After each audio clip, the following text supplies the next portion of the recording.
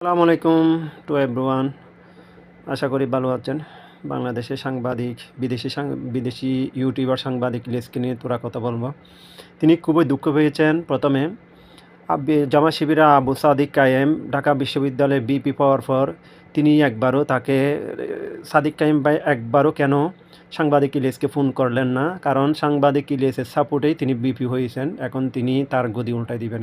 দ্বিতীয়ত হচ্ছে যে তিনি আরও বেশি কষ্ট পেয়েছেন।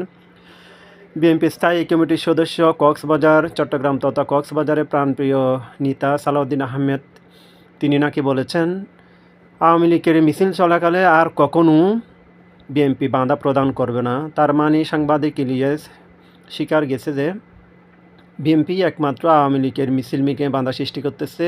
অন্যান্য দলগুলা, জামাত শিবির, অন্যান্য ছোট ছোট দলগুলা কখনো আওয়ামী লীগের মিছিলে বাধা সৃষ্টি করতেছে না। তারা জুলাই আন্দোলনের পর থেকে তারা সবাই আওয়ামী লীগের সাথে আঁতাত করে চলতেছে।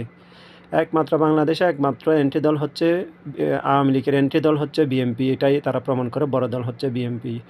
ভাই, বিএনপি বাধা দিবে কি দিবে না তোমার নিয়ে এত মাথা ব্যথা কেন? তুমি তোমার নিয়ে মাথা ব্যথা করো। কারণ আসলে কথা হচ্ছে সাংবাদিক ইলিয়াস এইগুলা সামসামি করে করে খাইতেছে ভাই। সাংবাদিক এই ইউটিউব সাংবাদিক করে করে তার ইনকাম, তার পরিচালনা। আর তিনি এখন বিএনপির বিরুদ্ধেই প্রায় সময় কথা বলতে আছে।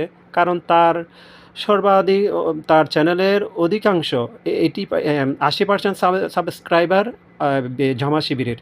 কারণ তিনি যদি জামাত শিবিরের বিরুদ্ধে বলে, জামাত শিবিরের বট আইডিগুলা তার রিচ ডাউন করে দিবে। তাই তিনি জামাত শিবিরের পক্ষ হয়ে কথা বলে। কারণ কি জানেন? জামাত শিবিরের পক্ষ হয়ে কথা বললে তিনার রিচ বাড়বে, রিচ বাড়লে ইনকাম বাড়বে, তিনি ইনিয়ে বিনিয়ে কথা বলবে। আপনাদের সবাই জনগণ আপনাদের সবাইকে বলবো, সাংবাদিক ইলিয়াসের কথা শুনবেন না, তিনি একজন বাটপার। আর সাথে তো পিনাকি চাচা আছেই।